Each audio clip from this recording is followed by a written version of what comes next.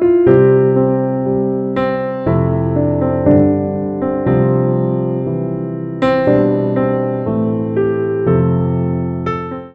நாளும் இரண்டு பாடல்களுக்கு பொருளை சிந்தித்துக் கொண்டு வருகின்றோம். இன்றைய தினத்தில் திருவெம்பாவை தனுர்மாதத்தில் உள்ளமாகிய உயர்ந்த பீடத்தில் வைத்து மாணிக்க வாசக பெருமானாக இருக்கக்கூடியவர் சிவபெருமானை பாடி அருளி கொடுத்தது இந்த திருவெம்பாவை. அற்புதமான பதிகள். இதையெல்லாம் பாடுவதற்கு புண்ணியம் செய்திருக்கணும், கேட்பதற்கும் புண்ணியம் பண்ணியிருக்கணும். அவ்வளவு சிறப்புக்கு உரியது. 5வது பாடல் சொல்றார், மாலறியா நான்முகனும் காணா மலையினை நாம் போல் அறிவோம் என்று உள்ள போக்கங்களே பேசும் பாலூரு தேன்வாய் பனிரி கடைகிறவாய் ஞாலமே விண்ணே பிறவே அறிவு அறியான் கோலமும் நம்மை ஆட்கொண்டருளி போதாட்டும் சீலமும் பாடி சிவனே சிவனே என்று ஓலமும் இடினும் உணராய் உணராய் காண் ஏழ குழலி பரிசேலோர் எம்பாவாய். இந்த பாடலுக்கு ரொம்ப அற்புதமான ஒரு அர்த்தம். மால் அறியா நான்முகனும் காணான் மதையினை நாம் அண்ணாமலையார் அவ்வளவு எளிதா பார்த்தோம். ஏன்னா இது திருவண்ணாமலை தலத்திலிருந்து பாடி அருளி கொடுக்கக்கூடிய பாடல்.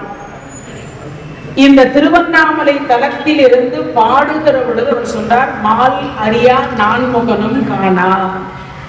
இந்த திருவண்ணாமலையில் இருக்கக்கூடிய அருணாச்சலேஸ்வரரை அண்ணாமலையாரை யார் பார்க்க முடியாது? மால் அறியா. மால்னா திருமால்னு அர்த்தம். திருமால் பார்க்க முடியாது. மால் அறியா நான்முகனும் காணா. 1000 ஆண்டு காலம் 2 பேரும் சண்டை போடுறாங்க. பிரம்மாவும் நாராயணன், அப்பாவும் பிள்ளையும். அந்த அப்பா பிள்ளை 2 பேரும் சண்டை போட்ட உடனே பாத்தீங்கன்னா 1 நாள் 2 நாள் சண்டை வரும். நம்ம வீடுகள் எல்லாம் ஒரு அரை மணி நேரம் சண்டை போடுவோம். சில இடத்துல 1 மணி நேரம் சண்டை போடுவோம். சில நேரத்துல 1 மாசம் அது அப்படியே புகைந்து கொண்டே இருக்கும்னுவாங்க. சில நேரத்துல 1 வருஷம் பேச மாட்டோம். இந்த மாதிரி சண்டைகள் வீடுகள்ல கூட வரும். கரியமால் உந்தியில் வந்தோர் யாரு? இந்த பிரம்மா. அப்ப பெத்த அப்பா யாரு? திருமால். இப்ப நான்முகன் யாருன்னா பையன். 2 பேருக்கும் ஒரு பிரச்சனை என்னன்னு கேட்டா, யார் பெரியவர்? செய்யக்கூடிய தொழில் யாரு சிறந்தது? என் தொழில் பெருசா உன் தொழில் பெருசா? நீ பெரியவரா நான் பெரியவரா? 2 பேருக்கும் பிரச்சனை. 2 பேரும் சேர்ந்து பார்க்கிறாங்க. 1000 ஆண்டு காலம் சண்டை போடுறாங்க. ஒரு நாள் சண்டை வந்தாவே நம்ம வீடெல்லாம் தாங்க மாட்டேன். 1000 வருஷம் சண்டை வந்தா என்ன ஆகும் யோசிச்சுவார். 1000 வருஷம் இருவரும் சண்டை போடுறாங்க. அப்ப அங்க சிவபெருமான் சமாதானம் செய்ய வருகிறார். சொல்றாரப்ப, செய்யும் தொழிலே தெய்வம். நம்ம என்ன தொழில் செய்யறோமோ அந்த தொழில் தெய்வம். ஆனா நம்ம எல்லாம் சில நேரத்துல என்ன பண்ணுவோம்னா, செய்யக்கூடிய தொழிலை நொந்துக்குவோம். என்ன தொழில் இதெல்லாம், இதெல்லாம் ஒரு தொழிலா அப்படின்னு. ஆனா சாதாரணமா ஒரு செருப்பு தைக்கக்கூடிய தொழிலாக இருந்தாலும் கூட அது சிறப்பு. அவர்களுக்கு அது சிறப்பு. அப்போ இங்க சொல்லுகிற பொழுது செய்யும் தொழிலே தெய்வம்ன்றார் சிவபெருமான். 2 பேரையும் சமாதான கொடி காமிச்சார், சமாதானப்படுத்தினார். பிரம்மா சொல்றார், என் தொழில் நான் படைக்கவில்லையானால் இவர் காப்பாற்ற முடியாது. இவர் காப்பாத்துறேன்னு சொல்றாரு. இவர் எப்படி காப்பாற்றுவார்? நான் படைக்கிற தொழில் செய்வதனால் இவர் காப்பாற்றுகிறார். உடனே நாராயணர் சொல்றார், நான் காப்பாத்தலன்னா இவன் படைக்கிறதே வேஸ்ட்ன்ற. அவன் படைக்கிறான். அவன் படைச்சது வாழணும்னா நான் காப்பாத்தணும். நான் காப்பாத்தினாதான் அவங்க வாழ முடியும். அப்ப நான் காப்பாத்துறதுனாலதான் இவர் படைக்கிறார். 2 பேருக்கும் வாக்குவாதம். சரி, பார்த்தா சமாதானத்திற்கு வரல. என் குருநாதர் சொல்வார், வாரியார் சுவாமிகள் என்ன சொல்லுவார்னா, தானத்திலேயே சிறந்தது அன்னதானம், அதை விட 1000 மடங்கு சிறந்தது அறிவுதானம், அறிவுதானத்தை விட 1,00,000 மடங்கு சிறந்தது நிதானம், நிதானத்தை விட 1,00,00,000 மடங்கு சிறந்தது சமாதானம். மனுஷனுக்கு இந்த தானம் முக்கியம், அதுவும் சமாதானம் ரொம்ப முக்கியமா. அதனால இங்க சொல்றாரு, யார் விட்டு கொடுக்கறதுன்னு இப்ப பிரச்சனை. அதனால சொன்னார், சமாதானமா போங்கன்னு சிவபெருமான். எவ்வளவு சொல்லியும் கேட்கல. அப்ப சிவபெருமான் பார்த்தார், இப்ப என்ன யார் பெரியவர்கள், அவ்வளவுதான், இதான பிரச்சனை. நான் ஒரு ஜோதி சொரூபம் தெரிந்தது. இந்த ஜோதியினுடைய சொரூபம் அப்படி தெரிந்த அடுத்த வினாடி பார்த்தீங்கன்னா அப்ப சொல்ற, இந்த ஜோதியினுடைய திருமுடியையும் திருவடியையும் எவர் கண்டு வருகிறீரோ அவர் பெரியவர். இப்ப பார்த்த பிரம்மா நினைக்கிறார், அவ்வளவுதானே, ஜோதி எவ்வளவு இருக்கிற போது. இப்போ ஒரு விளக்கேற்றி வைக்கிறோம், அந்த திரியினுடைய ஐட்டுக்கு ஏற்றாப்புல உயரத்திற்கு ஏற்பார்ப்புல அந்த ஜோதி எரியும். இன்னொரு விஷயம், ஜோதியினுடைய சிறப்பு என்ன சிறப்புன்னா, நீங்க தலைகீழா பிடிச்சீங்கனாலும் ஜோதி மேல் நோக்கி தான் எரியும், கீழே போய் எரியாது.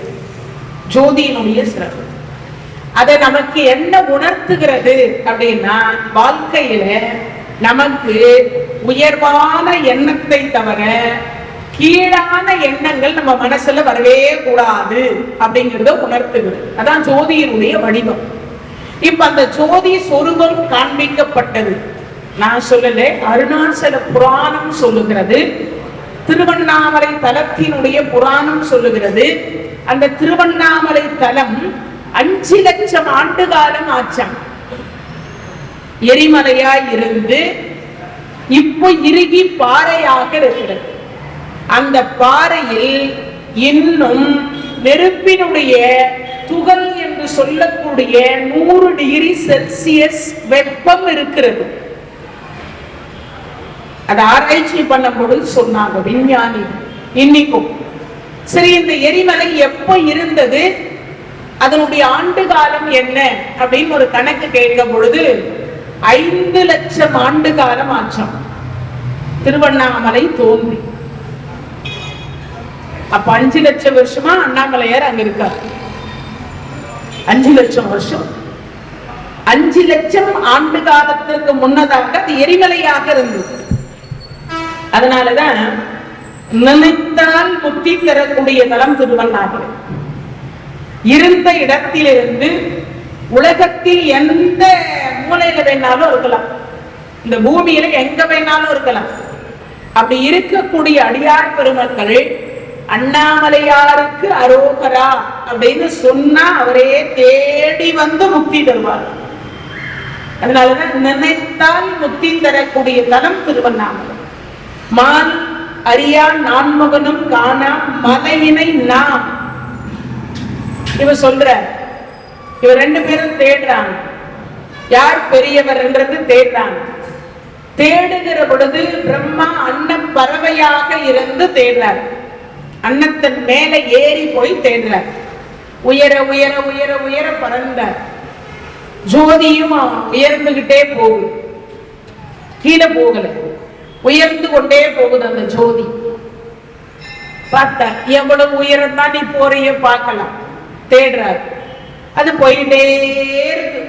சூரிய மண்டலம், சந்திர மண்டலம், நட்சத்திர மண்டலம், எல்லா மண்டலத்தையும் தாண்டி தாண்டி தாண்டி அது பாட்டுக்கு அந்த ஜோதி போய்கொண்டே இருக்கு. அது திருமுடியை கண்டுவிடலாம். ஏன்னா நமக்கெல்லாம் கொஞ்சம் படிச்சுட்டா கொஞ்சம் கர்ப்பம் வந்துடும். மாமியார் படிக்கல, மருமக படிச்சிருக்கேன். நான் எவ்வளவு படிச்சிருக்கேன் தெரியுமா? மாமியார் கிட்ட மருமக சொல்லுவான், நான் எவ்வளவு படிச்சிருக்கேன் தெரியுமா? நமக்கெல்லாம் 4 எழுத்து படிச்சுட்டாவே நமக்கெல்லாம் கொஞ்சம் கர்ப்பம் வந்துடும். இந்த மானா காணாம்ப வாரியார் சொல்றேன், மண்ட கர்வம் வந்துருமா எல்லாருக்கும் படிச்சுட்டாவே. படிச்சா என்ன வரணுமா? அறிவு வளரணும். இன்னொன்று, எவ்வளவு படிச்சாலும் பணிவு வேண்டும். எவ்வளவு படிச்சாலும் பணிவு வேண்டும். சரஸ்வதியை நாவில் குடி வைத்துக் கொண்டிருக்கக்கூடிய பிரம்மா அன்னப்பறவையாக அதன் மேலே அமர்ந்து அன்னப்பச்சியின் மேல அமர்ந்து, நம்ம மேல அன்னம் 3 வேளை ஏறுது, பிரம்மா அன்னத்தின் மேல ஏறினார். இப்போ உயர உயர உயர பறந்து போனார். திருமுடி பார்க்க முடிஞ்சான்னா முடியல, முடியவே இல்லை. எத்தனை வருஷம்? 1000 ஆண்டு காலம், 1000 வருஷம் தேவை, முடிய காண முடியல. சரி, நாராயணர் பார்த்தார். வராக அவதாரம் என்கின்ற அவதாரத்தை எடுத்துக்கொண்டு பூமியை குடைந்து குடைந்து குடைந்து குடைந்து குடைந்து தேர்ந்தார். இந்த ஜோதி உள்ள போயிட்டே இருக்கே தவிர அதனுடைய திருவடியை பார்க்க முடியும். அப்ப 2மே பார்க்க முடியாத பொழுது 1000 வருஷம் போச்சு. நாராயணர் பார்க்கிறார். நாராயணருக்கு என்ன பெருமைனா, எல்லாவற்றையும் சமாதானமாக எடுத்துக்கொள்ளக்கூடிய ஒரு பெருமான் நாராயணன். ஆமா, நாராயணர் எல்லாவற்றையும் சமாதானமாக எடுத்துக்குவார். அப்ப எவ்வளவு யோசிச்சு பாருங்க. இன்னொன்று, நாராயணர் இடத்தில் அகந்தை கிடையாது, நான் என்கின்ற கர்வம் இல்லாத ஒரு பெருமான் நாராயணன். அவர் பார்த்தார், 1000 ஆண்டு காலம் போச்சு, திருவடியை பார்க்க முடியல. உடனே பார்த்தார், என்ன இது? பிரம்மாதான் தவறு செய்தான் என்றால் நாமும் ஏன் தவறு செய்ய வேண்டும்?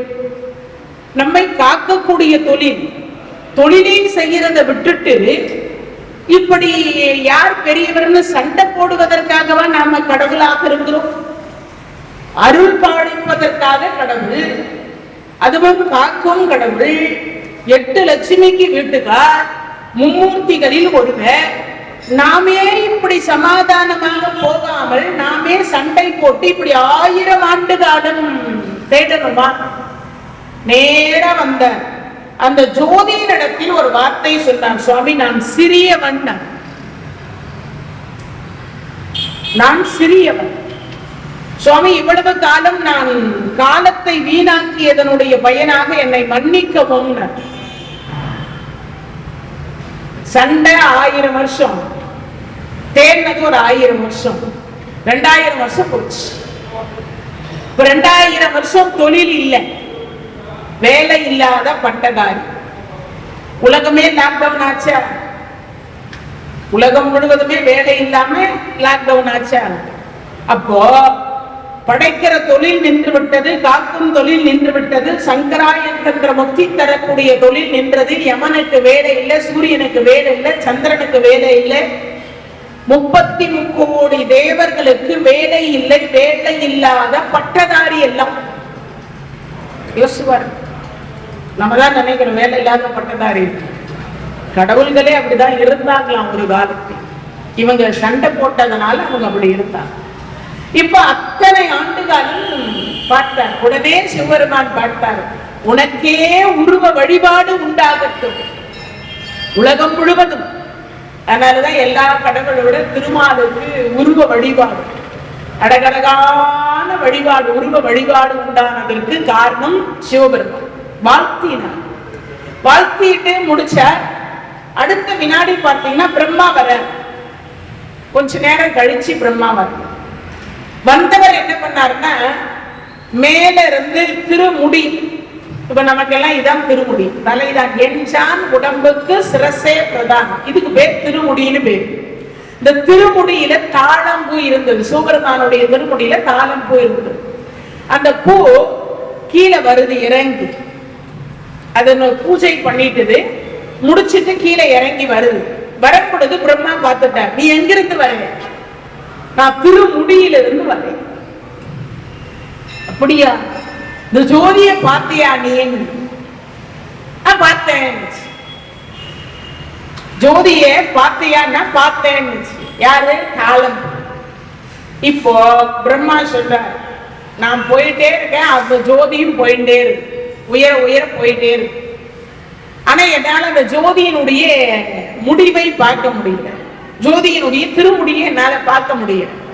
நீ ஏற்கனவே திருமுடியை பார்த்துட்ட, உன்னை நான் பார்த்துட்டேன். அதனால நான் பார்த்ததான் சிவபெருமான் கிட்ட போய் சொல்லு. இங்க ஆரம்பிச்சதுதாங்க இந்த பொய். நம்மை படைக்கக்கூடிய கடவுள் பொய் சொல்ல ஆரம்பிச்சதுனால, அவர் படைச்சதுனால நாம மொத்த பேரும் வினாடிக்கு வினாடி பொய் சொல்றோம். யாராவது பொய் சொல்லாம இருப்பாங்களான்னு ஒரு கேள்வி. ஹரிச்சந்திரனுக்கு அடுத்து யாராவது பொய் சொல்லாம இருக்கிறோமா? கிடையாது. ஒரு பொய் சொல்லி இருந்தா சுடுகாடை காக்க வேண்டிய சூழ்நிலை ஹரிச்சந்திரனுக்கு வந்திருக்காரு. அப்படி ஒருவேளை அவர் பொய் சொல்லி இருந்தார்னா அவர் அரசனாகவே இருந்திருக்கலாம். ஆனா இன்னைக்கும் ஹரிச்சந்திரனுடைய கதையை பேசுறோம்னா அவர் பொய் சொல்லாம இருந்ததுனாலதான் பேசணும். நான் பொய் சொல்லலைங்க, உண்மை சொன்னேன்னு நம்ம சொன்னோம்னா முதல்ல இழுக்கிறது யாரை இழுப்பாங்கன்னா, நீ என்ன ஹரிச்சந்திரனுக்கு பக்கத்து விழான்னு கேட்பாங்க. கேட்கும் பொழுது வாழ்க்கையில தர்மராஜான்னு ஒரு ராஜா இருந்தார். பஞ்ச பாண்டவர்களில் மூத்தவர். அவர் வாழ்க்கையில ஒரு பொய் கூட சொல்ல வாழ்ந்தா தர்மராஜாவை போல வாழ்ந்தா. ஏன்னா நிறைய பேர் கேட்பாங்கல்ல, ஹரிச்சந்திரனுக்கு அப்புறம் யாரும் பேசலையா? தர்மராஜா பேசாம இருந்தார், ஒரு பொய் கூட பேசல. பகவான் நினைச்ச உன்னை எப்படியாவது இந்த மகாபாரத யுத்தம் முடியறதுக்குள்ள நான் உன்னை போய் பேச வைக்கிறேன். தர்மராஜா சொன்னார், சத்தியமா நான் போய் பேச மாட்டேன், நான் பேச வைப்பேன். பகவான் கிட்ட நம்ம சவால் விட முடியுமா? ஆனா தர்மர் சொன்னார், நான் பேச சொல்ல மாட்டேன். 15வது நாள் யுத்தம். குருநாதர் துரோணாச்சாரியாரை கொல்லணும். குருநாதர் துரோணாச்சாரியாரை கொல்லணும். அப்ப கொல்ல வேண்டுமானால் உலகத்தில் யாரு போய் சொன்னாலும் துரோணாச்சாரியார் நம்ப மாட்டார். ஆனா தர்மர் சொன்னா துரோணாச்சாரியார் நம்புவார். தர்மர் சொன்னா துரோணாச்சாரியார் நம்புவார். ஏன்னா தர்மர் மேல அவ்வளவு நம்பிக்கை. அதனால இப்ப பார்த்தார், நேர பகவான் பார்த்தார், டேப்பா அவன் கொன்று கொன்று குவிக்கிறார். யார்? குருநாதன். நம்ம படை மொத்தமே இன்னைக்கே போயிடும் போல இருக்கு. இதுக்கு அடுத்து இன்னும் 3 நாள் இருக்கு வேற யுத்தம். அதனால தர்மா ஒண்ணும் வேண்டாம், ஒரு பொய் சொல்லு. நன்மை பயக்கும் எனில் பொய் சொல்லலாம்னு வள்ளுவர் சொல்றார். ஒரு டாக்டர் கிட்ட உயிர் போகிற நிலைமையில ஒரு டாக்டர் கிட்ட ஒருத்தரை கூட்டிட்டு போறாங்க. அவர் இறந்துருவாருன்னு டாக்டருக்கு கன்ஃபார்மா தெரியும். ஆனா அவர் என்ன சொல்வார்னா, அந்த நல்லா பேசுவார் அந்த பேஷண்ட், அந்த நோயாளி. அவருடைய பேசுகிற பொழுது சொல்வார், நீ கவலைப்படாத தம்பி, உன்னை விட மோசமா பக்கத்து வீட்டுலங்கிறவர் வந்தார் பாடி, இப்ப எப்படி பேசிட்டு இருக்கார் பாத்தியா? அவர் வந்து 3 மாசம் ஆச்சு, வந்தே 3 நாள் தான் ஆயிருக்கும். ஆனா அவர் என்ன சொல்வார், 3 மாசம் ஆச்சு, 3 மாசத்துல நல்லா கியூர் ஆயிட்டு பாரு எப்படி பேசுறார் பத்தியா, எப்படி நடக்கிறார் பத்தியா, உன்னை விட மோசமா வந்தார். ஆனா அந்த டாக்டர் தெரியும் இவன் பிழைக்க மாட்டான். ஆனா பொய் சொல்லுவார். ஏன் அந்த டாக்டர் பொய் சொல்றார் அப்படின்னா, இந்த உயிர் பிரிய போகிறது. பிரிகிற பொழுது ஐயோ நாம செத்துப்படுவான்னா அவன் அடுத்த நிமிஷமே இறந்து போயிடுவான், இறந்து விடுவான். அப்ப என்ன சொல்லுவது, அவன் இருக்கிற வரைக்குமாவது நம்ம வாழ்வோம் வாழ்வோம் வாழ்வோம் வாழ்வோம்னு அவன் நினைச்சான்னா ஒருவேளை அந்த நினைப்பு நிஜமாகலாம் அல்லவா? அவனுடைய மனோ தைரியம் ஒருவேளை அவனை வாழ வைக்கலாம் இல்லையா? உலகத்துல எல்லா லட்சுமியும் போனாலும் தைரிய லட்சுமி மட்டும் கொடுப்பார். இந்த தற்கொலை பண்ணிக்கிறாங்க இல்ல, அது என்னடா காரணம்னா தைரிய லட்சுமி இல்லாததுனாலதான் தற்கொலைக்கு காரணமே. தைரிய லட்சுமி இருந்தா யாரும் தற்கொலைக்கு முயற்சியே பண்ண மாட்டோம். ஆனா போயா இதுலலாம் இன்னொன்னு, ஆனா போயா பரவாயில்ல, எல்லாம் போனாலும் தைரியம் இருக்கு, உழைத்து வாழ்வோம், ஏதாவது ஒரு ரூபத்துல இறைவன் துணை செய்வார், அப்படி வாழ்வோம். ஆனா தைரிய லட்சுமி இல்லைன்னா நமக்கு எல்லாருக்கும் எண்ணம் எங்க போகும்னா அங்கதான் போகணும், தற்கொலை செய்து கொள்ள வேண்டும் என்கின்ற எண்ணம் வரும். இப்ப அந்த டாக்டர் சொல்றார், பொய் சொல்றார். ஆனா 5 நிமிஷத்துல அவன் உயிர் பிரிய போகிறது. ஆனா இந்த டாக்டர் பொய் சொல்வார். அப்பனா என்ன அர்த்தம், அவன் இருக்கிற வரைக்குமாவது சந்தோஷமா இருக்கட்டும். இறந்து போயிடுவேன்னு நினைச்சா அதுவே கொடுமை அவனுக்கு, வாழுகிற பொழுது அதுவே கொடுமை. நாம எல்லாம் நாளைக்கு இறந்துருவோம்னா யாராவது மகிழ்ச்சியா இன்னைக்கு சுவாமி கும்பிட வருவோம்? வரமாட்டோம். கொரோனாவில யாரெல்லாம் இறந்து போயிடுவோம்னு இருக்கிறதெல்லாம் வித்து வித்து சாப்பிட்டவங்க உண்டு. 2000த்துல உலகம் அழிந்து விடுன்னு சொன்ன உடனே சொத்து வித்து சாப்பிட்டவங்களும் உண்டு. இருக்கிறதுக்குள்ள சாப்பிட்டுட்டாவது போவோம் அப்படின்னு உண்டு. ஆனா சுவாமி கும்பிட வருவோமா? வரமாட்டோம் இல்லையா? அதனால பொய் சொல்லுவது மகா மகா பாவம். பஞ்சமா பாதகத்தில் பொய் சொல்லுவது ஒன்று. ஆனா இன்னைக்கு பொய் சொல்லாதவங்க யாராவது கையை தூக்குங்கன்னு சொன்னா ஒருத்தரும் தூக்குமா? ஏன்? முதல்ல நம்ம அம்மா நமக்கு சோறு ஊட்டும் போதே நிலாவில பாரு ஒரு பாட்டி உட்கார்ந்து இருக்கா, வடை சுட்டு இருக்கா, நரி வந்தது, காக்கா எடுத்துட்டு போச்சு, அதுலயே பொய்ய ஆரம்பிச்சுதான் நமக்கு சோறு ஊட்டுறா. பொய் சொல்லிதான் நம்ம அம்மாவே நமக்கு சோறு ஊட்டுறா. அப்புறம் நம்ம பொய் சொல்லுங்கன்னு எப்படி சொல்ல முடியும்? சொல்லுங்க பாப்போம். சொல்ல முடியும். அதுவும் இந்த செல்போன்னு என்னைக்கு ஒண்ணு வந்ததோ அன்னைக்கே மொத்தமா போச்சு. வீட்டுல இருந்து கிளம்ப வந்துட்டீங்களா? நான் அப்பவே வந்துட்டேன். நிறைய டிராபிக், ரோடு ஃபுல்லா ஃப்ரீயா இருக்கும். என்ன சொல்லுவோம்? டிராபிக்ல மாட்டேன் இருக்கோம். ஏன்னா இன்னும் வீட்டுல இருந்தே கிளம்பல. அதுதான் காரணமே. அங்க ஒரு பொய் சொல்லுவோமா? அப்போ இந்த பிரம்மா சொல்றார், அந்த தாளம்பு இடத்தில் சொல்றார், நீ திருமுடியில் இருந்து வருகிறாய், உன்னை நான் கண்டுவிட்டேன், நீ என்னிடத்தில் என்ன சொல்லணும்? பார்த்தேன்னு சொல்லணும். இப்ப தர்மராஜா என்ன சொல்றார்? அந்த துரோணாச்சாரியாரை வீழ்த்த வேண்டுமானால் பகவான் சொல்லி கொடுக்கிறார், நீ ஒரே ஒரு பொய் சொல்லு. கிருஷ்ணா, நீ தான் கடைஞ்ச அன்னைக்கு 1000 பொய் சொல்லுவியே, நீ போய் சொல்ல. நான் சொன்னா அவர் நம்ப மாட்டார். சரி, என் தம்பி பீமசேனன் அனுப்பு. அவன் சொன்னாலும் அவர் நம்ப மாட்டார். அர்ஜுனன் அனுப்பு, ஏன்னா கூடவே சிஷ்யன், அவர் சொன்னா கண்டிப்பா அனுப்புவார். அவன் சொன்னாலும் நம்ப மாட்டார். சரி, நகுல சகாதேவரை அனுப்பு, அவங்க சொன்னாலும் நம்ப மாட்டார். உலகத்துல யார் சொன்னாலும் துரோணாச்சாரியார் நம்ப மாட்டார். நீ சொன்னா மட்டும் நம்புவார். கிருஷ்ணா, பொய் சொல்லி ஒரு வெற்றி கிடைக்குமானால் அந்த வெற்றி எனக்கு கிடைக்கவே வேண்டாம். நான் மறுபடியும் காடால சொன்னாலும் ஆள்றேன், இல்ல செத்து போ சொன்னாலும் செத்து போறேன். அதனாலதான் இன்னைக்கும் தர்மராஜாவுக்கும் கோயில், இன்னைக்கும் தர்மராஜாவுக்கு கோயில். அதே மாதிரி இன்னைக்கும் ஹரிச்சந்திரனுக்கு சுடுகாட்டுல கோயில். ஹரிச்சந்திரனுக்கு கொடுக்க வேண்டிய அரிசி தான் நீங்க எல்லாம் வாய்க்கரிசி போட்டு அனுப்புற அரிசி. ஹரிச்சந்திரனுக்கு கொடுக்க வேண்டிய அரிசி இருக்கு. அந்த அரிசி, இந்த காயின், இதெல்லாம் வந்து யாருக்குடா சொன்னா, ஆமா, அதுக்கு போக வேண்டியதுதான். அது எல்லாமே அந்த ஈமக்கிரியை அப்படின்னு சொல்லி சுடுகாட்டுல ஒண்ணு செய்வாங்களே, அது முழுக்க முழுக்க முழுக்க ஹரிச்சந்திரனுக்கு போய் சேர வேண்டியது. அந்த பூஜை எல்லாமே ஹரிச்சந்திரனுக்கு போய் சேர வேண்டியது. அப்போ இங்கு சொல்லுகிற பொழுது சொல்ற, நான் போய் சொல்ல மாட்டேன். சரி, யோசித்து பார்க்க, சரி உண்மையை சொல்லு. என்ன கிருஷ்ணா உண்மை? அஸ்வத்தாமா அதா குஞ்சர அப்படின்னு வடமொழியில தன்னுடைய ஸ்லோகம். அதுக்கு என்ன அர்த்தம்னா, அஸ்வத்தாமா என்கின்ற மதம் கொண்ட யானைக்கு பீமன் யமனானா. பீமசேனர் அஸ்வத்தாமா என்கின்ற ஒரு யானையை கொன்று விட்டார். என்ன, அஸ்வத்தாமா இறந்தான் என்கின்றது காதல விழுந்தா இவர் கோமா ஸ்டேஜ் போவார். முதல்ல கோமா ஸ்டேஜுக்கு போனவர் யாரான்னு கேட்டா துரோணாச்சாரியார். முதல்ல நான் உயிரோடு இருக்கும் பொழுது என் பிள்ளை இறந்து விட்டானா, அந்த ஒரு கேள்விக்குறி வரும்ல, அந்த அதிர்ச்சி, அதனால ஒரு கோமா ஸ்டேஜ் போவார். இப்ப அதை சொல்லுகிற பொழுது பார்த்தார், நான் சொல்ல மாட்டேன், அந்த யானை இறந்து கிடக்கு, அது யார் கொன்றது? பீமன். அவ்வளவுதான். அதுக்கு பேர் என்ன? அஸ்வத்தாமா. அஸ்வத்தாமா, குஞ்சரன்னா யானைன்னு அர்த்தம். அதை சொல்லிட்டார், அஸ்வத்தாமா அதா குஞ்சர்.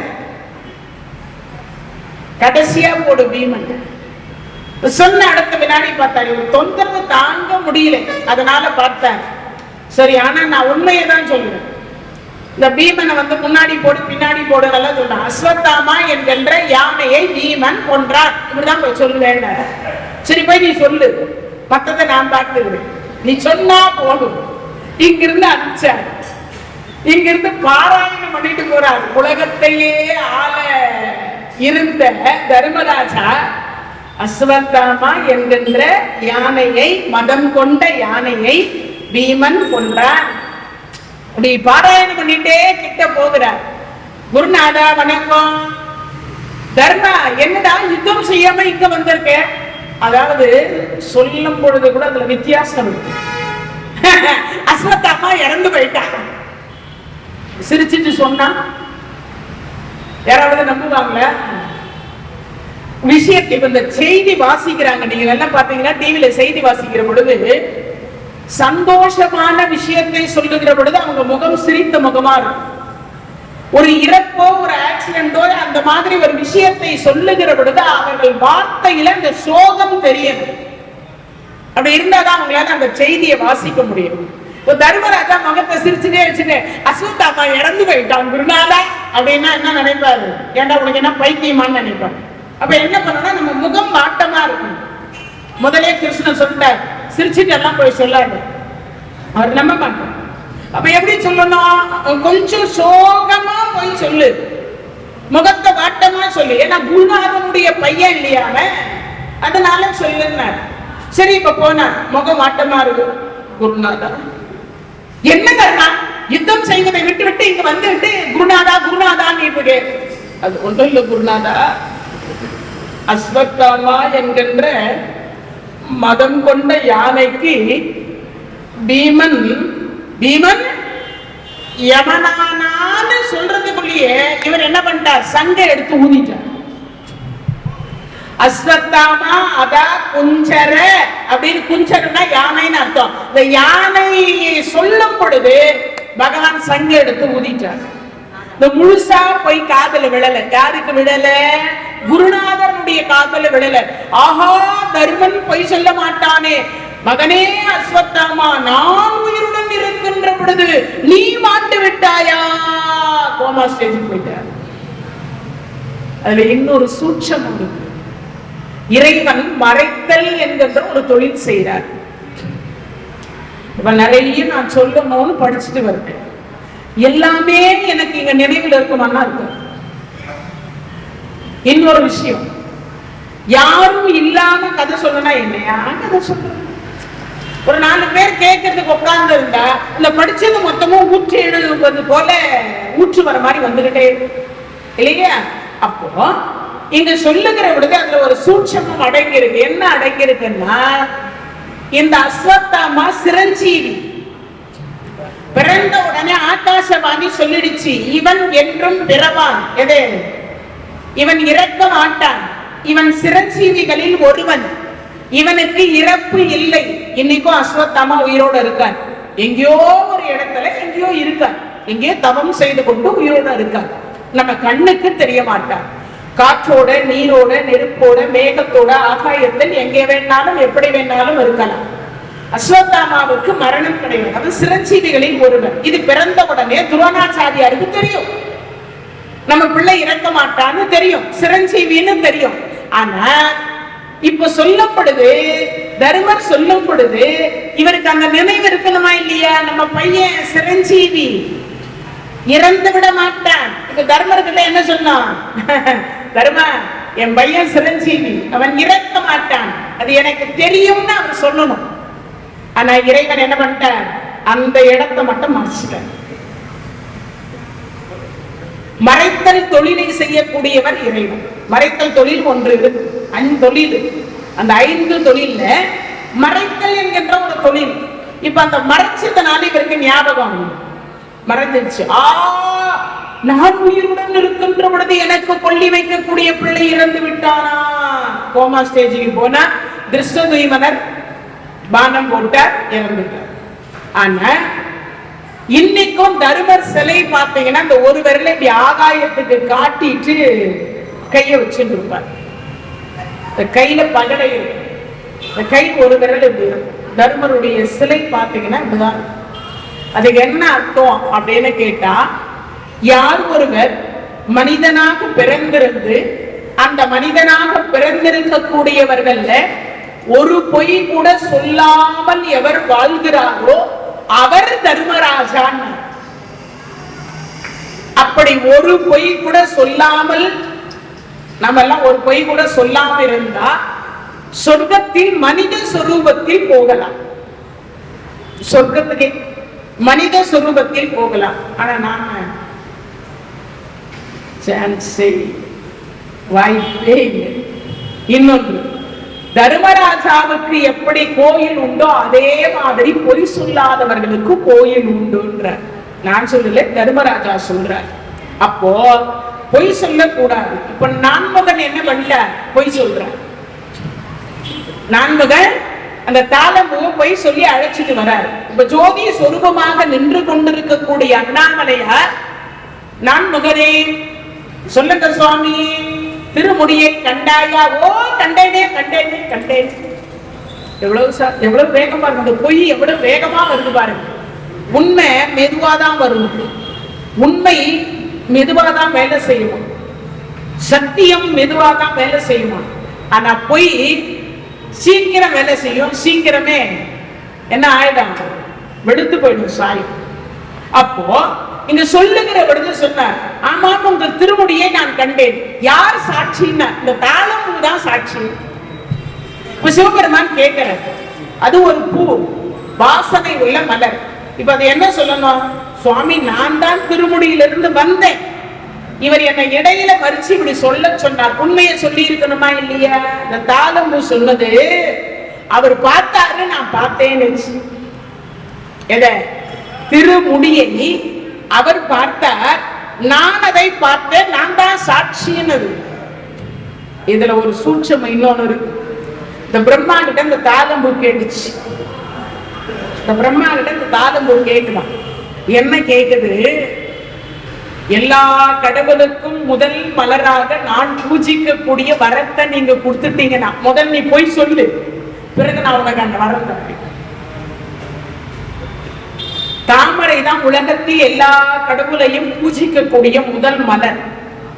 அதுக்கப்புறம் தான் மற்ற எல்லா மலர்களுமே. முதல்ல தாமரை தான் ஃபர்ஸ்ட், அதுக்கப்புறம் தான் மற்ற எல்லா மலரும்.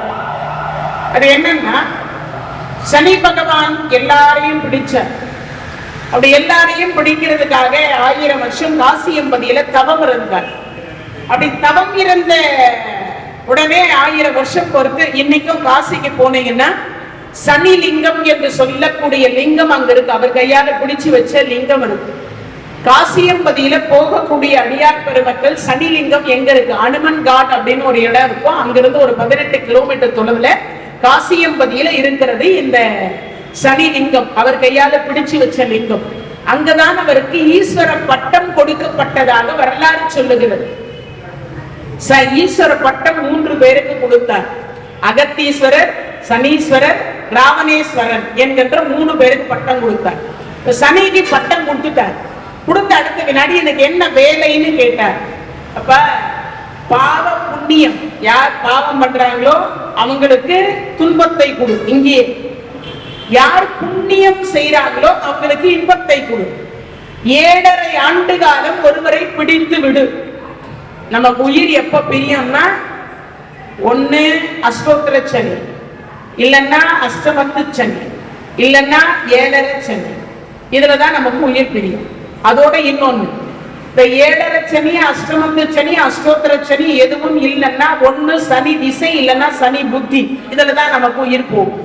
அதுலயும் உயிர் போகிற பொழுது எதிர போகணும்னா முக்காவாசி சந்திராஷ்டமம் என்று சொல்லக்கூடியதுல ஒண்ணு பிராணன் பிரியும், இன்னொன்று எதுல பிரியும்னா நமக்கு கொல்லி போடக்கூடிய பிள்ளைக்கு அன்னைக்கு சந்திராஷ்டமமா இருக்கணும், இல்லைன்னா 7.5 சனி, அஷ்டமத்து சனி, அஷ்டோத்திர சனி. இது ஏதாவது ஒண்ணு அதுல இருக்கும். நீங்க ஆராய்ச்சி பண்ணி பாருங்க, கண்டிப்பா அது கணக்கு சரியா இருக்கும். எவ்வளவு ஜோதிடம் கணக்கு பண்ணிருக்காங்கன்னு பார்க்கணும். ஏன்னா நிறைய பேர் நினைப்பீங்க ஜோதிடம் உண்மையா, ஜோதிடம் என்பது உண்மை, ஆனா இப்பொழுது ஜோதிடர்கள் உண்மை கிடையாது, அவ்வளவுதான் விஷயம். ஏன்னா அரைகுறையா படிச்சுட்டு அரைகுறையா சொல்றாங்க, அதான் உண்மை. கொஞ்சம் பேசிக் படிச்சுட்டு நான் ஜோதிடர் அப்படின்னு உட்கார்ந்துடுறாங்க எல்லாரும். ஆனா அது ஒவ்வொன்றுக்கும் ஒரு கணக்கு இருக்கு. அந்த கணக்கு பார்த்தா கரெக்டா வந்தா அது கரெக்டா இருக்கும், எல்லாமே கரெக்டா இருக்கும். அப்படிப்பட்ட ஒரு சிறப்பு அங்க சொல்லப்படுகிறது. இவர் சொல்லிட்டார், பாவ புண்ணியத்திற்கு ஏற்றார் போல பலனை கொடு. சரி, பாவ புண்ணியத்துக்கு ஏற்றார் போல பலன். இப்ப என்ன பண்றார் சுவாமி, நீங்க பாட்டுக்கு வரன் கொடுத்துட்டீங்க, 7.5 வருஷம் பிடிச்சு விட சொல்லி, முதல்ல நான் யார பிடிக்கிறதுன்னு தெரியல, எதிர்த்தாப்புல நீங்க தான் இருக்கீங்க, அப்பாயின்மெண்ட் கொடுங்க, உங்களை பிடிச்சி விட்டுருறேன், உங்களை பிடிச்சி விட்டுரு. சரி அப்படியா, 3 மாசம் டைம் தரேன், பிடிச்சுக்கோ. 3 மாத காலம் 90 நாள் தரேன், பிடிச்சுக்கோ. இங்க இருந்து 90 நாள் இந்த உலகம் முழுவதும் இந்த SMS, இமெயிலு, அதுக்கப்புறம் Facebook, வாட்ஸ்அப், இன்டர்நெட், அப்புறம் என்னென்னமோ வந்தது இல்லையா, எல்லாத்துலயும் பரவிடுச்சு. சனி பகவானுக்கு ஈஸ்வர பட்டம் கொடுத்திருக்கிறார் ஈஸ்வரன். இனிமேல் சனி பகவான் எல்லாரையும் ஒரு பாடுபடுத்துவார். எல்லாருக்கும் இந்த நியூஸ் போயிடுச்சு. எல்லாம் சிவபெருமான் முன்னாடி போறார், பின்னாடி சனீஸ்வரர் போறார். சிவனை யாரும் வணங்கல, பின்னாடி இருக்கிற சனீஸ்வரருக்கு கும்பிடு போடுறாங்க. இன்னைக்கும் திருநள்ளாருக்கு எல்லாரும் போவாங்க. சனீஸ்வரரை பார்ப்பாங்களே தவிர அங்க இருக்கக்கூடிய தர்பாரண்யேஸ்வரரை பார்க்க மாட்டாங்க. அந்த தர்பாரண்யேஸ்வரரை பார்த்துதான் இந்த சனி பகவானே திருவருள் தர முடியும். அவரை பார்த்தா, அவர் பார்த்ததுனாலதான் இவருக்கு திருவருள், இல்லைன்னா இல்ல. ஆனா அவரு அதிகமா யாரும் கீவரிசையில நின்று பார்க்கறதே கிடையாது. இவரை தான் கீவரிசையில நின்று பார்ப்பாங்க. எங்க திருநள்ளாறு போனா அப்போ இவர் பார்த்தார். சிவபெருமான் பார்த்தார், இது என்ன நம்ம பின்னாடியே இவன் லைன் கட்டிட்டு வரானே. கடைசியில பார்த்தார் ஒரு தாமரை கோலம் இந்த குளத்துக்குள்ள இறங்கிட்டார். இறங்கினவர் தாமரை கிட்ட போய் கேட்கிறார், கரமேல எவனாவது நிக்கிறானா பாரு. ஆமா சுவாமி, சனீஸ்வரனா, உங்களுக்கு ஈஸ்வர பட்டம் கொடுத்தீங்களாம நீங்க, அவர் தான் நிக்கிறாரு. தண்ணியில இறங்குறானா? இல்ல, தண்ணியில இறங்கு. அப்போ கரமேல தான் நிக்கிறார். சரி, ஒரு 90 நாள் உன் வீட்டுக்கு நான் விருந்தாளியா வந்திருக்கேன். சரிங்க சுவாமி, எனக்கு கொஞ்சம் தங்கறதுக்கு இடம் கொடுங்க. யாரு? சிவபெருமான் கேட்கிறார். அதற்கு இந்த தாமரை சொல்லுகிறது, சுவாமி மொட்டை மாடி வேணுமா, அண்டர் கிரவுண்ட் வேணுமா? இல்ல, அதெல்லாம் என்ன, அவன் பார்க்காத இடமா இருக்கணும், அவன் தொடாத இடமா இருக்கும். சுவாமி என் பொண்டாட்டியே என்ன தொடாத இடம் எங்கிட்ட இருக்கு சுவாமி. அப்படியா? ஆமா இருக்கு சுவாமி. எங்க? தாமரை தண்டுக்கு இடைப்பட்ட பகுதி. ஏன்னா பூக்கள் மகரந்த சேர்க்கையின் மூலியமாகத்தான் அதனுடைய காய் விடும், அதுல இருந்து விதை வரும். இது பூக்களுக்கே உள்ள இயற்கை. தண்டு பகுதியிலே ஆண் பூவினுடைய தண்டு பகுதியோ பெண் பூவினுடைய தண்டு பகுதியோ சேர, அதனால என்கிட்ட அந்த இடம் இருக்கு சுவாமின்னு. ஓ அப்படியா, சரி நாங்க ஒழித்துக் கொள்ளுகிறேன். சரிங்க சுவாமி. 90 நாள் முடிஞ்சு சிவபெருமான் கரையேறலான்னு பார்த்தா அந்த தாமரை வாடி முடிச்சு. ஏன் வாடினேன்னா, இறைவன் இருக்கிற வரைக்கும் நான் பூத்து குலுங்கினேன் சுவாமி, இப்ப இறைவன் என்னை விட்டுட்டு போக போறார், அதனால வாடிப்பேன் சுவாமி. சரி, நீ மீண்டும் பூத்து குலுங்கணும்னா நான் என்ன செய்யணும்னா, சுவாமி எனக்கு சில வளங்கள் கொடுங்க. என்ன வரம்? உலகத்தின் எல்லா கடவுளையும் பூஜிக்கக்கூடிய முதல் மலர் நானாக இருக்க வேண்டும். தந்தேன். ஒரு அடி எடுத்து வச்சா மறுபடியும் ஆடி இருந்தது. இப்ப என்ன, ஆய கலைகள் 64க்கும் சொந்தக்காரியாக இருக்கக்கூடிய சரஸ்வதி வெண்தாமரை மலர் மீது அமர்ந்து காட்சி கொடுக்க வேண்டும். அவளை வணங்கக்கூடியவர்கள் என்னையும் வணங்க வேண்டும். சரி தந்தேன். அடுத்தடி எடுத்து வச்சா வாடி இருக்கு. இப்ப என்ன, ஒண்ணும் இல்ல சுவாமி, 8 லட்சுமியும் செந்தாமரை மலர் மீது அமர்ந்து காட்சி கொடுக்க வேண்டும். அந்த 8 லட்சுமியும் வணங்கக்கூடியவர்கள் எங்களையும் வணங்கணும். யாரு? செந்தாமரை கேட்டது. 4வது அடி எடுத்து வச்சு திரும்பி பார்த்தா வாடி இருந்து. மனிதர்களுக்குரிய ஆசையை காட்டிலும் உனக்கு பொல்லாத ஆசை. இப்ப என்ன? ஒண்ணு இல்ல சுவாமி, சனி பகவான் உங்களையே இவ்வளவு பாடுபடுத்துறாரு, நாளைக்கு இந்த உலக மக்களை எவ்வளவு பாடுபடுத்துவா, அதுக்காக நீங்க ஒரு 90 நாள் இருந்து போனீங்க இல்லையா, அந்த தாமரை தண்டை ஒடித்தால் அதிலிருந்து நூல் வரும் அல்லவா, அந்த நூலை கொண்டு எவர் ஒருவர் ஒரு 48 நாள் கோயில்களிலோ இல்லங்களிலோ விளக்கேற்றி வைத்தால், இல்லக விளக்கது இருள் கெடுப்பது, சொல்லக விளக்கது ஜோதி உள்ளது, பல்லக விளக்கது பலரும் காண்பது, நல்லக விளக்கது நமச்சிவாயவே.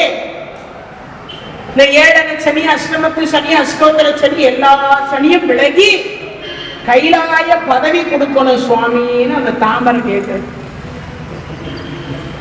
இதே மாதிரி இந்த தாளம் மூக்கடிச்சு கொடுக்கு. யார்கிட்ட? பிரம்மா கிட்ட. இந்த தாமரைய தோற்கடிக்கணும்னு அது கேட்டிருக்கு. சிவபெருமான் கொடுத்த வரத்தை அவ்வளவு எளிதா யாராலையும் தோற்கடிக்க முடியாது. அதுவும் பொய் சொல்லி தோற்கடிக்க முடியுமா? சிவபெருமான் பார்த்தார், இனி எந்த பூஜைக்கும் நீ ஏற்றதாக இல்லை, அதுவும் குறிப்பாக என்னை பூஜிப்பதற்கு நீ ஏற்ற மலரே அல்ல. கொடுத்துட்டார் சாபத்தை. இனிமே உடனே இந்த பாம்பு சும்மா இருக்குமே, சுவாமி நீங்க கவலைப்படாதீங்க, யாராவது பறிச்சான்னா நான் அவனை கடிக்கிறது. தாழம்பு புதர்ல மட்டும் கை இருந்தா நாகம் ஏதாவது இருக்கும். அது இந்த அஷ்டமி நவமி தசமி அது ஒரு குறிப்பிட்ட நாள் பார்த்துதான் போய் அந்த தாமரை பூவை வெட்டி பறிப்பாங்க. அதுக்கு ஒரு சில நாட்கள் இருக்கு. அந்த நாள்ல அங்க வாசம் செய்யாத அந்த நாகம் தனியா பிரிஞ்சிடும். அப்ப போய் தான் அந்த தாழம்பூவை வெட்டுவாங்க. அதை வெட்டி அதுக்கப்புறம் பறிச்சுட்டு வந்துதான் சாப்பிடுவாங்க. ஒரே ஒரு கோயில்ல மட்டும்தான் 365 நாட்களும் என்ன பண்ணுவாங்க, இந்த தாழம்பூ சாப்பிடுவாங்க. எந்த கோயில் அது? உத்தரகோச மங்கை என்று சொல்லக்கூடிய சிவன் ஆலயத்துல முதல் ஆலயம் இந்த பூமியில் திருவடி வைத்த இடம், முதலில் இடம் உத்தரகோச மங்கை. சமீபத்தில் ஆருத்ரா தரிசனம் நடந்தது இல்லையா? அந்த ஆருத்ரா தரிசனத்தில் திருநடன கோல காட்சியை காண்பித்த இடம் அம்பாளுக்கு உத்திர கோஷ மங்கை. உத்திர கோஷ, உத்திரன்னா சொல்லுதல் அர்த்தம், கோஷம்னா ரகசியம்னு அர்த்தம், மங்கைனா பிராட்டியார் யாரு? பார்வதி அம்மையார். அவளிடத்தில் பிரணவத்திற்கு பொருள் சொல்லி ரகசியமாக திருநடன கோலத்தை காண்பித்த இடம். அதனால அதுக்கு உத்தரகோச மங்கைன்னு பேரு. ஊர் பேரு உத்தரகோச மங்கைன்னு தான் பேரு. ராம்நாட்ல இருந்து ஒரு 18 கிலோமீட்டர் தொலைவில் இருக்கும். அப்படிப்பட்ட ஒரு தலத்தில் மட்டும் 365 நாளும் உண்டு. இந்த தாழம்பூ 1000 வருஷம் தவம் பண்ணி மீண்டும் சிவபெருமான் காட்சி கொடுத்து என்ன வரம் வேண்டும்? சுவாமி, உலகத்திலே எல்லா ராத்திரியை விட சிவராத்திரி ரொம்ப சிறப்பு. என்ன சிறப்பு? சிவராத்திரி ரொம்ப சிறப்பு. சுவாமி, ஏதாவது ஒரு காலத்தில் என்னை பூஜிக்கக்கூடிய வரத்தை கொடுங்க, நான் பூஜை பண்ணணும் உங்களை. அப்ப சிவபெருமான் சொன்னார், 3வது ஜாமம் என்று ஒன்று உண்டு. 6 மணில இருந்து 9 வரைக்கும் முதல் ஜாமம், 9ல இருந்து 12 வரைக்கும் 2வது ஜாமம், 12ல இருந்து 3 மணி வரைக்கும் 3வது ஜாமம், 12 மணில இருந்து 3 மணி வரைக்கும் சிவராத்திரி அன்னைக்கு 3வது ஜாமத்துல அந்த தாழம்பூவை சேர்ப்பான், பூஜிப்பதற்கு சேர்ப்பான். இது வரப்பாங்கியது. அப்பதான் அந்த இவ்வளவு சொன்ன இல்லையா, இவ்வளவு கதையும் ஒரு வரியில வச்சுட்டார் மாணிக்க வாசகர். இவ்வளோ பெரிய கதைய எதில வச்சுக்கிறாரு? இந்த ஒரு வரியில வைக்கிறார். மால் அறியா நான்முகனும் காணா மலையினை நாம் போல் அறிவோம் என்று உள்ள போக்கங்களே பேசும். அப்படின்னா என்ன அர்த்தம்? நிறைய பேர் என்ன நினைக்கிறோம்னா, இந்த சிவபெருமானை பார்த்துடலாம், நாங்கெல்லாம் பார்த்துட்டோம் அப்படின்னு உள்ளத்துல ஒரு கணக்கு வச்சு சொல்றாங்க. ஆனா பார்க்க முடியுமான்னா பிரம்மாவால பார்க்க முடியல, கல்வியினுடைய செருக்கத்தில் பார்க்க முடியல, 8 லட்சுமிக்கு வீட்டுக்கார் என்கின்ற ஒரே காரணத்தினால செல்வ செழிப்புல இருக்கக்கூடியவராலையும் பார்க்க முடியும். அப்போ கல்வியால பார்க்க முடியாது, செல்வத்தினாலும் பார்க்க முடியாது. எதனால் பார்க்கலாம் அப்படின்னா, அன்பு என்று சொல்லக்கூடிய அன்பெனும் பிடிக்குள் அகப்படும் மலையே வள்ளலார் சொல்றார். அவ்வளோ பெரிய மலையாக இருக்கக்கூடிய அண்ணாமலையார் அன்பு என்கின்ற ஒரு பக்தியை செலுத்தினால் என்ன பண்ணுவாராம்? அகப்பட்டு ஓட்ட ஓட்டமா ஓடி வருவாராம் சிவபெருமான். யாருக்கு? அடியார்களுக்காக. அடியார்களுக்காக 63 நாயன்மார்களுக்காக அப்படித்தானே ஓடி வந்தார். 63 நாயன்மார்களுக்காக அப்படித்தானே ஓடி வந்தார். அப்படிப்பட்டவர் இங்க சொல்லுகிறார், பாலூரும் தேன்வாய் படிரி கடை திறவாய். இந்த உள்ள இருக்கக்கூடிய பெண்ணை பார்த்து இங்க சொல்லுகிறார், மாலரியா நான்முகனும் காணா மலையினை நாம் போல் அறிவோம் என்று உள்ள போக்கங்கள் பேசும். எல்லாரும் அப்படி பேசும். ஆனா அவளுக்கு தெரியுதா? 33 தேவர்களால காணாத மலை. ஆனா நமக்காக என்ன பண்றாரா? எளிமையா வராரா. அது சொல்ற, பாலூரு தேன்வாய் படிரி கடை திறவாய் ஞானமே விண்ணே பிறவே அறிவு அறியான் கோலமும் நம்மை ஆட்கொண்டருடி கோதாட்டும் சீலமும் பாடி சிவனே சிவனே என்று ஓலம் இடினும் உணராய் உணராய். நம்மளால கரண்ட தொட்டாதான் உணர முடியும், கண்ணத்துல அரைஞ்சாதான் வலிய உணர முடியும், தனக்குன்னு வந்தாதான் பல்லு வலியோ வயிற்று வலியோ எந்த வழியா இருந்தாலும் தெரியும். அடுத்தவங்க யாராவது பல்லு வலிக்குதுன்னு சொன்னா சும்மாவே நடிக்கும், வயிற்று வலிக்குதுன்னா சும்மாவே நடிக்கும், சொல்லுவோமா இல்லையா? ஆனா நமக்குன்னு வரும் பொழுதுதான் அந்த வலியும் வேதனையும் புரியும். இல்லைன்னா நம்மளால உணர முடியாது. அப்ப என்ன சொல்ற, ஓலம் எடினும் உணராய் உணராய் கான். இந்த வெளியில இருக்கிறவங்க எல்லாம் சிவனே சிவனே சிவனே சிவனேன்னு சொல்றாங்க.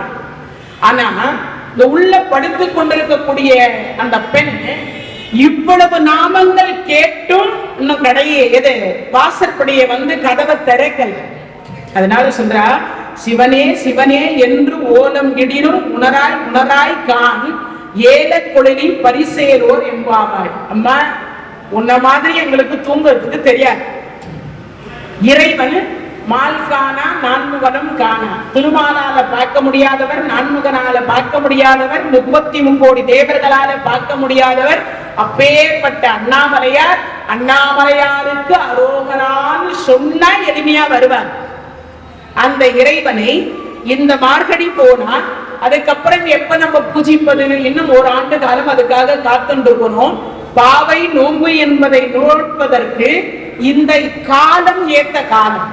அப்படி இந்த காலம் ஏற்ற காலத்தில் நாமே இறைவனை வழிபாடு செய்தால் நல்ல கணவர், நல்ல குழந்தை, நல்ல வேலை, நல்ல எதெல்லாம் நல்லதோ தனம் தரும், கல்வி தரும், ஒரு நாளும் தளர்வறியா மனம் தரும், தெய்வ வடிவு தரும், நெஞ்சில் பஞ்சமில்லா இனம் தரும், நல்லன எல்லாம் தரும். இந்த உலகத்தில் எத்தனை கோடி நல்லது இருக்கோ அத்தனை கோடி நல்லதையும் தருவார். யார் அவரு? சிவபெருமான். அதை சொல்றார், எத்தனை கோடி நல்லது இருக்கோ அவ்வளவையும் தரவல்ல பெருமான் சிவபெருமான். அதனால சீக்கிரமாக எழுந்து வந்து எதை திறக்கணும்?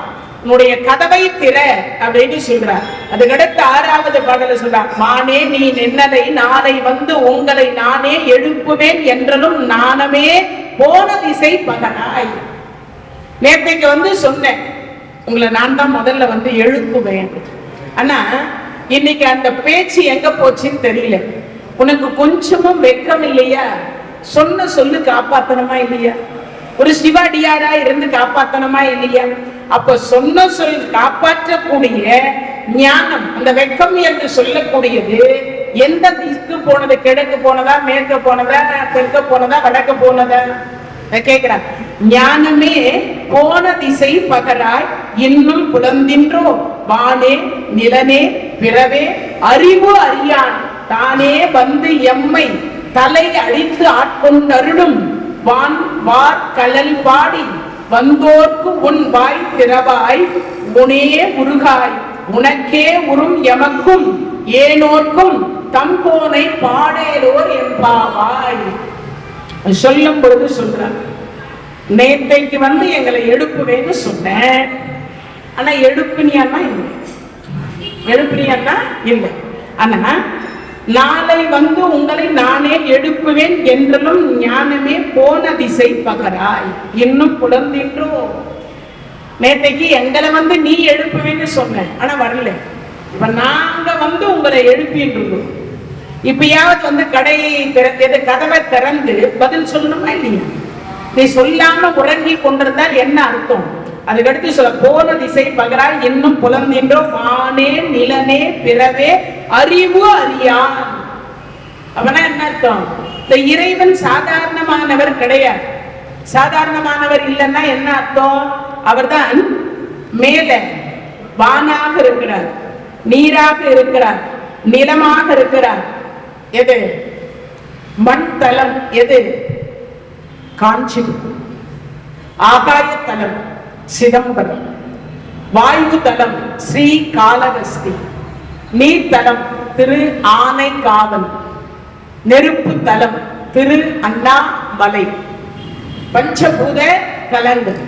அப்போ நீராக இருக்கக்கூடிய பெருமானும் அவர்தான், நிலமாக இருக்கக்கூடிய பெருமானும் அவர்தான், ஆகாயமாக இருக்கக்கூடிய பெருமானும் அவர்தான், மண்ணாக இருக்கக்கூடிய பெருமானும் அவர்தான், நெருப்பாக இருக்கக்கூடிய பெருமானும் அவர்தான். அதனால இந்த பஞ்சபூதங்களாக இருந்து, சரி இங்க மட்டும்தான் பஞ்சபூதம், வெளியில தான் இருக்கான்னா இல்லை, இந்த உடம்புக்குள்ளேயும் பஞ்சபூதம். ஓட ஒட்டார் ஒன்றை உண்ண ஒட்டார் மலரிட்டு உணதால் சேர ஒட்டார் ஐவர். நான் சொல்லல, அருணகிரி பெருமான் கந்தர் அலங்காரத்துல சொல்றார். ஓர ஒட்டார், ஒன்றை உண்ண ஒட்டார், மலரிட்டு உணதால் சேர ஒட்டார் ஐவர். இந்த உடம்புல 5 இருக்கு. எது? கண்ணு, மூக்கு, வாயி, காது. இந்த உடம்பு, இந்த 5 பேர் நம்மளை எங்க ஒட்ட விட மாட்டேங்கிறாங்களா? இறைவனிடத்துல போய் கிட்ட போய் சேர விட மாட்டேங்கிறாங்க. இது பஞ்ச இந்திரியங்கள்னு பேரு. அதை இயக்கி கொண்டிருக்கக்கூடியவன் யாருன்னு கேட்டா சிவபெருமான். வாழ்வதற்கு இந்த பூமி தேவை, சுவாசிப்பதற்கு காற்று தேவை. இந்த உடம்பெல்லாம் ரத்த ஓட்டம், நீர் என்று சொல்லக்கூடியது ஓடுவதற்கு நீர் மாதிரி ரத்த ஓட்டம் இருந்தா ஆரோக்கியமா இருக்கணும்னு அர்த்தம். இப்ப என்ன சொல்றாங்க டாக்டர்கள்? ரத்தம் கம்மியா இருக்குப்பாங்க, ரத்தம் கம்மியா இருக்கு. அப்ப அது நீர்னு அர்த்தம். ஆகாயம் நம்ம என்ன தரணும்? மழையும் அங்கிருந்துதான் வரணும். காற்று சுவாசிப்பதற்கு தூய காற்றும் நமக்கு கொடுக்கக்கூடியது. அப்ப இதெல்லாம் நமக்கு தேவை. நம்ம வாழக்கூடிய சூழல் பஞ்சபூதங்களால் அமைந்தது. அதை இங்க சொல்லுகிற பொழுது சொல்றார். அப்பனா என்ன அர்த்தம்? முழுக்க முழுக்க முழுக்க வெக்கம் இல்லாம இப்படி உறங்கி கொண்டிருக்கிறாயே, அது சாதாரண விஷயம் இல்லை. வானே நிலனே பிறவே அறிவு அறியான். தெரிஞ்சுக்கோ. அவர் யார் தெரியுமா? ஆகாயமாக இருக்கக்கூடிய பெருமானும் அவர்தான், நீராக இருக்கக்கூடிய பெருமானும் அவர்தான், நெருப்பாக இருக்கக்கூடிய பெருமானும் அவர்தான், காற்றாக இருக்கக்கூடிய பெருமானும் அவர்தான், மண்ணாக இருக்கக்கூடிய பெருமானும் அவர்தான். அப்போ அவரை நாம் எப்படி வணங்கணும், எப்படியெல்லாம் வணங்கணும், எப்ப வணங்கணும்? அதுவும் மார்கழி மாசம் வணங்குறதுல என்ன சிறப்பு? 33 தேவர்களும் சேர்ந்து நம்மோட வணங்குறாங்க. நம்ம மட்டும் தனியா வணங்கல். உன்னை கேட்கிறாதீங்க, உலகத்துல ஆயிரக்கணக்கான கோயில் இருக்கு. எல்லா இடத்துக்கும் 33 தேவர்கள் போவாங்களா? இந்த உலகம் முழுவதும் சிவாலயம், பெருமாளாயம், ஏதோ ஒரு கோயில் இருந்துட்டுதானே இருக்கு. அங்கெல்லாம் போவாங்களா? ஒரு கேள்வி வருதுல்ல மனசுக்குள்ள. அதுக்கு என்ன அர்த்தம்னா, பகவான் இடத்துல, கிருஷ்ணர் இடத்துல நாரதர் ஒரு முறை போய் கேட்டார். என்ன கேட்டாரா? சுவாமி, என்னால ஒரு பொண்டாட்டிய வச்சே சமாளிக்க முடியல. பகவானுக்கு 16,008 16,000 பேர் கோபஸ்ரீகள், 8 பேரு பட்டத்து அரசிகள், 16,008 மனைவிமார்கள். இந்த 16,008 மனைவி எப்படி சமாளிக்கிறீங்க சுவாமி? ஒன்ன வச்சே என்னால சமாளிக்க முடியல. யாரு? நாரதர் கேட்டார். பகவான் சொன்னாரு, நாரதா, உனக்கு அதானே தெரிஞ்சுக்கணும். ஆமா, நீ என்ன பண்ண? வா, புறப்படு, போகல. எங்க? 16,008 மனைவி வீட்டுக்கு தான் போனான். 16,008 மனைவி வீட்டுக்கு போனான். அங்க பார்த்தா ஒரு கிருஷ்ணர் பேசிக்கிட்டு இருக்கார், ஒரு கிருஷ்ணர் உட்கார்ந்து இருக்கிறார், ஒரு கிருஷ்ணர் சாப்பிட்டு இருக்கார், ஒரு கிருஷ்ணர் படுத்துட்டு இருக்கார், ஒரு கிருஷ்ணர் கொஞ்சி கொண்டிருக்கிறார், ஒரு கிருஷ்ணர் விளையாடி கொண்டிருக்கிறார். ஒவ்வொரு கிருஷ்ணர் ஒரு வேலை செஞ்சுட்டு இருக்கார். 16,008 மனைவியினுடைய கூடவும் ஒரு கிருஷ்ணர் இருந்தார். நாரதர் கூடவும் ஒரு கிருஷ்ணர் இருக்கார். இதுல இருந்து நமக்கு என்ன புரிஞ்சது?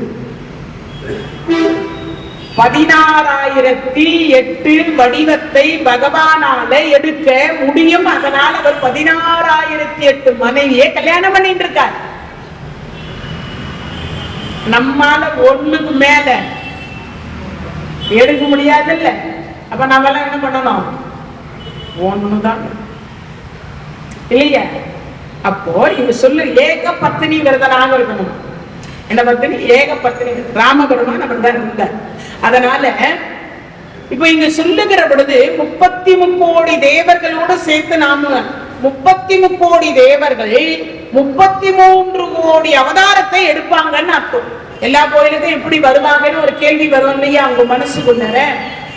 எல்லா இடத்திலும் நீக்கமர அவங்க நிறைந்திருப்பாங்கன்னு அர்த்தம்.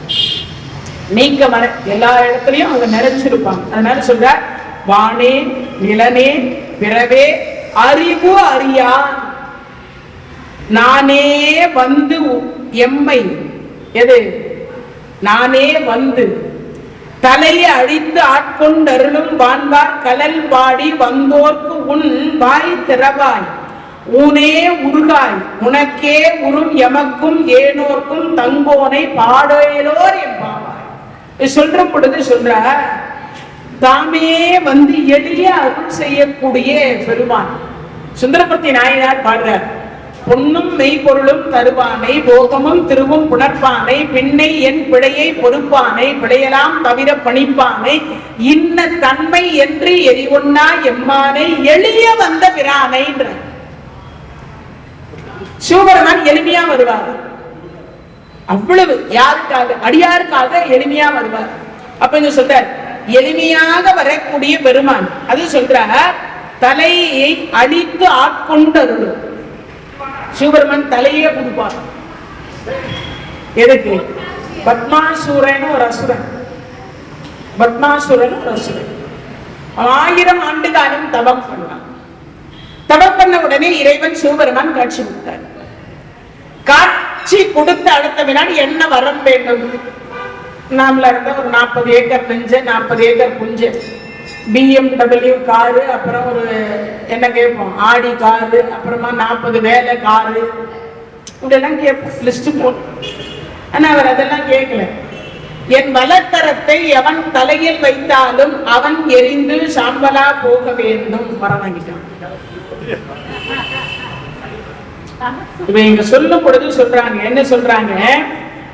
தானே வந்து எம்மை தலை அழித்து ஆட்கொண்டருளும் மாணிக்கவாசக பெருமான் அந்த பெண் இடத்துல. இவ இங்க சொல்லும் பொழுது எளிமையாக வரக்கூடிய பெருமான் சொல்றேன்.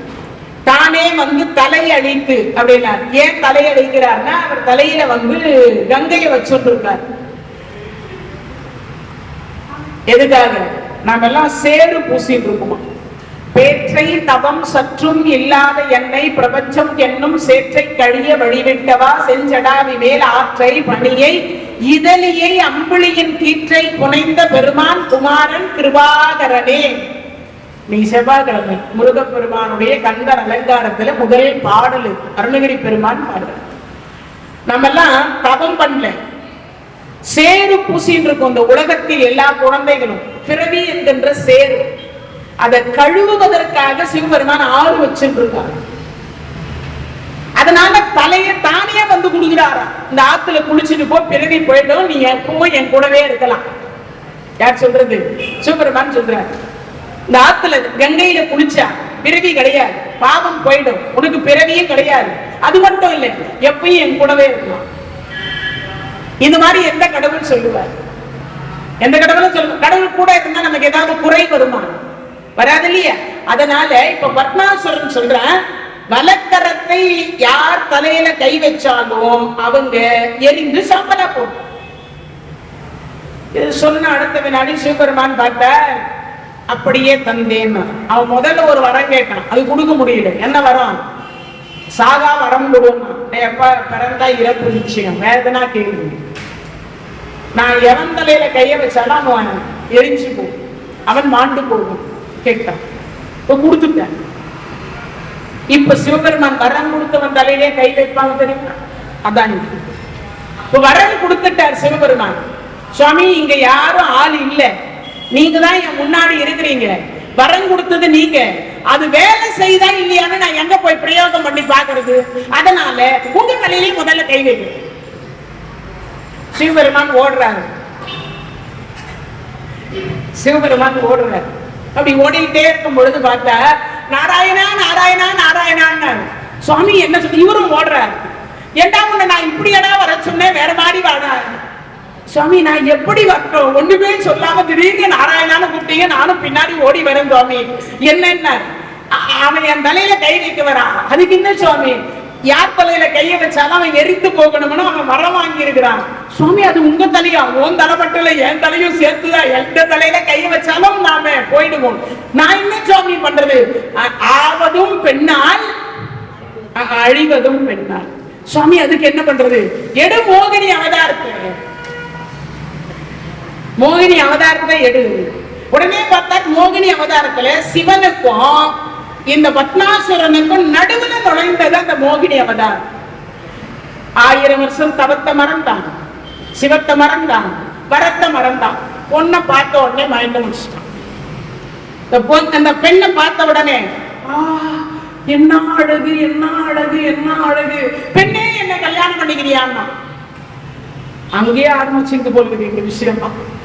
எங்க இல்ல, அங்கேயே ஆரம்பிச்சிருக்கு. பெண்ணே என்ன கல்யாணம் பண்ணிக்கிறியா? உடனே பார்த்தா நான் கல்யாணம் பண்ணிக்கிட்டு தான் இருக்கேன், ஆனா என்ன மாதிரி யார் நடனம் புரிவாங்களோ அவர்களே நான் கல்யாணம் பண்ணிக்கிட்டு தான் இருக்கேன். உடனே பார்த்தா அப்படியா, சரி நீ எப்படியெல்லாம் அபிநயம் பிடிக்கிறியோ நானும் அப்படியெல்லாம் அபிநயம் பிடிப்பேன், எனக்கும் நாட்டியம் தெரியும்னா இந்த அம்மா ஆட ஆரம்பிச்சார். யாரு? மோகினி அவதாரத்தில் இருக்கிற பகவான் ஆட ஆரம்பிச்சார்.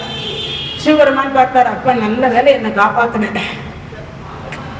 நல்ல வேலை என்ன காப்பாத்தின, இல்லைன்னா அவன் கையை கொண்டு வந்து எங்க வச்சிருப்பான், என் தலையில வச்சிருப்பான், நல்ல வேலை காப்பாத்தினேன். இப்ப என்ன பண்றார்? நடனம் ஆடுற. அப்படி ஆடிக்கொண்டே இருக்கிற பொழுது இவனும் அதே நடனத்தை ஆடுறான். அந்த அம்மா ஆடுற, இங்க இவர் ஆடுறார். 2 பேரும் மாறி மாறி ஆடுறாங்க. இந்த வரம் மறந்துட்டான், சிவனை மறந்துட்டான். அவனையே அவன் மறந்ததுனால என்ன பண்ணான்? வலக்கரத்தை தூக்கி மோகினி தன் தலையில வச்சு இப்படின்னா அபிநயத்தை இப்படி பிடிச்சான். அவன் என்ன பண்ணான்? தன் தலையிலேயே வலக்கரத்தை தூக்கி வச்சு இப்படின்னா அதுக்குள்ள அவனே எரிஞ்சு சாம்பலா போனான். இப்ப அவன் வாங்கும் போது என்ன வரம் கேட்டிருக்கணும்? அவன் வாங்க வந்தது கரெக்டுங்க, வரம் கரெக்ட். ஆனா என்ன வரம் எப்படி கேட்டிருக்கணும்? அதே வரத்தை எப்படி கேட்டிருக்கணும்? என் தலையை தவிர. அதுதான் கடவுள் கிட்ட எல்லாரும் வணங்கும் பொழுது அறிவை கொடுன்னு கேட்கணும். என்ன கொடுக்கணும்? அறிவிருந்தாதான் ஆண்டவனையே வணங்க முடியும். அறிவிருந்தா கற்றவருக்கு சென்ற இடமெல்லாம் சிறப்பு. எங்க வேணாலும் எந்த நாட்டுக்கு வேணாலும் போலாம், படிச்சுட்டா உண்டா இல்லையா? இப்ப அவன் கேட்கும் பொழுது 1000 வருஷம் தவம் பண்ணான். என் தலையை தவிர மற்ற எவர் தலையில் வைத்தாலும் அவர் எரிந்து சாம்பலா போகணும், அப்படிதான் அவன் மரம் கேட்டிருக்கணும். ஆனா எப்படி கேட்டான்? எவன் தலையில கைய வச்சாலும் அவன் எரிஞ்சு போனோம், அவன் தலையில அவனே கைய வச்சிருக்கான். இப்போ அவனே எரிந்து சாம்பலா போனான். அப்போ அந்த மோகினியினுடைய நடனத்தை பார்த்து சிவபெருமான் மகிழ்ச்சி அடைந்து அதன் மூலியமாக தோன்றியவர் தான் அரிகர சுதன் ஐயப்ப சுவாமி. அப்ப தோன்றியவர் ஐயப்ப சுவாமி. அரிக்கும் அரணுக்கும் பிறந்த ஐயப்ப சுவாமி அப்பதான் அவதாரம் செய்தார். இங்க சொல்லுகிற பொழுது சொல்றார், வார் என்ன சொல்றார்? வார் தானே வந்து எம்மை தலை அழித்து ஆட்கொண்டருளும் வான்வார் கலல் பாடி வந்தோர்க்கு. வான்வார் கலல் இந்த 30 கோடி தேவர்களுக்கு கிடைக்காத திருவடி நமக்கு கிடைக்குது. எல்லாரும் ஆருத்ரா தரிசனம் பார்க்க போறீங்கல்ல, என்ன பார்த்தீங்க? நடராஜரை பார்த்தோம், நடனத்தை பார்த்தோம், எல்லாரும் தூக்கிட்டு போனாங்க பார்க்கணும். ஆனா அங்க என்ன தெரியுமா பார்க்கணும்? காலை தூக்கி இருக்கக்கூடிய திருவடியையும் கீழே இருக்கக்கூடிய திருவடியும் பார்க்கணும். அதான் நடனம் போல. அதுக்கு சொன்னதுதான் அடி உதவுவது போல. என்ன உதவாது? அண்ணன் தம்பியும் கூட உதவாது. ஆனா நாமெல்லாம் எதை பாக்குறோம்? என்ன அலங்காரம், என்ன இது, அங்க தூங்கிட்டு போறவங்க எப்படி நடராஜரை பார்த்துட்டோம். அது மட்டும் இல்லை, திருவடியை பார்க்கணும், அந்த 2 பாத சுவடுகளை பார்க்கணும். அதுக்கு பேருதான் தரிசித்தால் முக்தி. சிதம்பர நடராஜ பெருமானை தரிசித்தால் முக்தி. சிதம்பரத்துக்கு போக முடியாதவர்கள் பக்கத்தில் இருக்கக்கூடிய அந்த சிவாலயத்திற்கு சென்று அந்த நடராஜனுடைய சொரூபத்தில் திருவடியை பார்த்தால் முக்தி. நம்ம பாவம் போகும், தெரியாம பண்ண பாவம், தெரிஞ்சு பண்ற பாவம் எல்லாம் தெரியாம பண்ற பாவம் போகும். அதனால என்ன சொல்றார்? தானே வந்து எம்மை தலை அழித்து ஆட்கொண்டருளும் வான்வார் கலல் பாடி. அந்த திருவடியை பாடம். சிவனோடு ஒக்கும் தெய்வம் தேடினும் இல்லை, அவனோடு ஒப்பர் இங்கு யாவரும் இல்லை, புவனம் கடந்து பொன்னுடி மின்னும் தவன சடைமுடி தாமரையானே பாடணும். உலகெல்லாம் உணர்ந்து ஓதுதற்கரியவன் நிலவுலாவிய நீர்மணி வேணியன் அழகில் ஜோதியன் அம்பலத்தாடுவான் மலர் சிலம்படி வாழ்த்தி வணங்குவான். பாடம் ஏதோ ஒரு பாட்டு, எது தெரியுமோ அந்த பாட்டை படிக்கும். தேவாரத்துல எந்த பாட்டு படிச்சாலும் சிவபெருமான் சந்தோஷப்படுவார். இந்த பாட்டு அந்த பாட்டு இல்லை, உங்களுக்கு எந்த பாட்டு தெரியுமோ எந்த பாட்டு பிடிக்குமோ அதுல ஏதாவது ஒன்று பாடலாம். 3000 பாட்டு பாடி வச்சுட்டு போயிருக்கார். யார் வருவார்? திருமந்திரத்துல திருமூலர் பாடி வச்சுக்கிறார் 3000. பாடணுமா வேண்டாம்? 51 பதிகம் பாடி வச்சுக்கிறார் மாணிக்க வாசக பெருமான். திருவாசகம், திருவாசகத்திற்கு உருகாதார், ஒரு வாசகத்திற்கும் உருகாருன்னு சொல்லுவோம். அப்படி உருகி பாடணும் அவனுடைய திருவடியை. அதனாலதான் இதே மாணிக்க வாசக பெருமான் சிவபுராணத்துல பாடியிருப்பார். ஈசனடி போற்றி, எந்தையடி போற்றி, நேசனடி போற்றி, சிவன் சேவடி போற்றி, நேயத்தை நின்ற நிபனடி போற்றி, மாய பிறப்பருக்கும் மன்னன் அடி போற்றி அப்படின்னு திருவடியை திருப்பி திருப்பி சொல்லியிருப்பார். அதுக்கு என்ன காரணம்? அப்படி திருவடியை பாடினால் அவன் திருவடியில நமக்கு இடம் கிடைக்கும் என்பது திண்ணம். அவன் திருவடியில நமக்கு எல்லாம் இடம் கிடைக்குமா? அப்பேற்பட்டது இந்த 6வது பாடல்ல ஊனே உருகாய் உனக்கே ஊரும் எமக்கும் ஏனோர்க்கும் தம் கோனை பாடேரோர் எம்பாவாய் என்று பாடி முடிச்சிருக்கார். தினமும் ஒவ்வொரு அடியார்களை பற்றி பார்த்துக்குவோம். 63 நாயன்மார்கள்ல நேற்றைய தினத்தில் பார்த்தீங்கன்னா இளையான் தன் குடி மாறனாருடைய அவருடைய வரலாற்றை பார்த்தோம் ஒரு 10 நிமிஷம். அதே மாதிரி இன்றைய தினத்தில் வெல்லுமா மிக வல்ல மெய் பொருளுக்கு அடியே 63 நாயன்மார்கள்ல இவரை இன்றைய தினத்துல நாம சிந்திக்க போறோம். மெய் பொருள் நாயனார்னு பேர் அவருக்கு. அவர் எங்க அவதாரம் செய்தார் அப்படின்னா சேதி நாடு என்று ஒரு நாடு இருந்தது. அந்த நாட்டுல திருக்கோவலூர் என்று சொல்லக்கூடிய இடத்தில் வாழ்ந்து வந்தார். அவர் ஒரு மன்னர், அவர் ஒரு அரசர். சிவவேடம் யாரெல்லாம் திருநீர் அணிவாங்களோ அவங்களை எல்லாம் சிவ அடியாராக மட்டும் இல்ல, சிவனாகவே அவர் பாவிப்பார், சிவனாகவே பாவிப்பார். அப்படி அதைதான் அவர் மெய்ப்பொருளாக கருதினார்.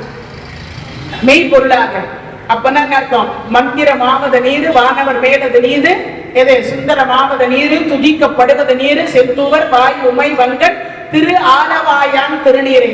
அப்படிப்பட்ட அந்த திருநீரு என்று சொல்லக்கூடியது யாரெல்லாம் அணிந்திருக்கிறார்களோ அவர்களை சிவ அடியாராக பாவித்து அவர்களுக்கு உணவு கொடுப்பது, வேட்டி கொடுப்பது, கோயில்களுக்கு திருவிழா நடத்துவது, இது எல்லாம் பண்ணுவார்.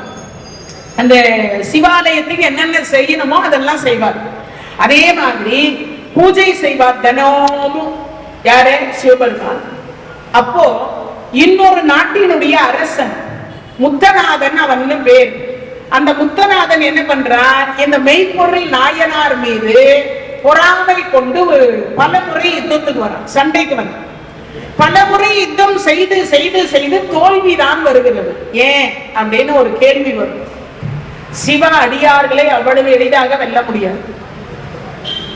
சிவ அடியார்களை அவ்வளவு எளிதாக வெல்ல முடியாது. ஏன்?